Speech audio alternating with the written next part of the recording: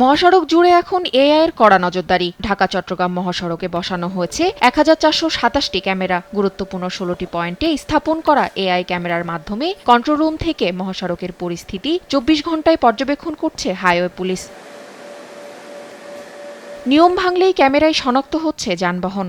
এরপর স্বয়ংক্রিয়ভাবে হচ্ছে মামলা ও জরিমানার প্রক্রিয়া।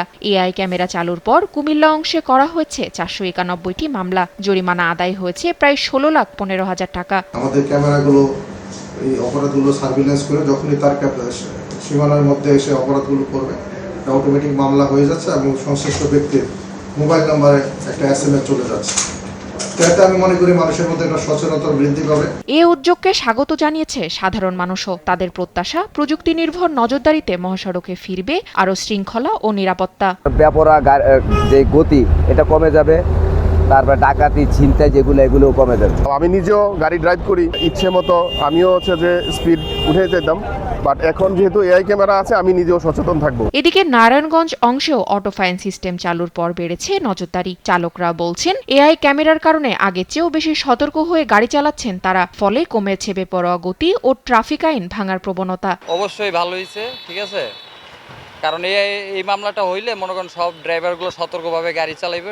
স্পিডগুলো কমছে, আউটসাইডের রংগুলো কমছে, ড্রাইভিং নিয়ন্ত্রণগুলো আসছে, এগুলোর জন্য ভালো হয়েছে, অ্যাক্সিডেন্ট কম হবে। আগে যেমন আমরা উশৃঙ্খলভাবে গাড়ি চালাইতাম, এই জিনিসটা বন্ধ হয়ে যাবে, সেক্ষেত্রে মনে করি এই মামলাটা ভালো। সংশ্লিষ্টরা বলছেন এখন পর্যন্ত সেখানে মামলা হয়েছে 51টি। দুর্ঘটনা কমিয়ে মহাসড়ককে আরও নিরাপদ করতে পর্যায়ক্রমে বাড়ানো হবে এআই ভিত্তিক এই প্রযুক্তির পরিধি। গতকাল থেকে এ পর্যন্ত গতকালকে হচ্ছে টোটাল মিলে 51টা মামলা হয়েছে এ পর্যন্ত। যেহেতু এআই পদ্ধতিতে মামলা হচ্ছে, মামলার সাইডটা কাজ আমাদের কম আসছে, কিন্তু এমনি সড়কের শান্তি শৃঙ্খলা রক্ষা, চুরি ডাকাতি বন্ধ করা, এটা আমাদের কার্যক্রম যথাযথভাবে চলতেছে। তাসফিয়া ইসলাম, নিউজ ডেস্ক, দেশ টিভি।